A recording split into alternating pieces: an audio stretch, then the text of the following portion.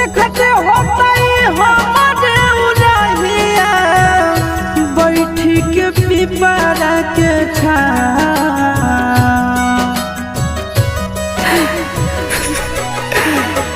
देखते होता हमारे उड़हिया बैठी के पिपरा के रुक रुक रुक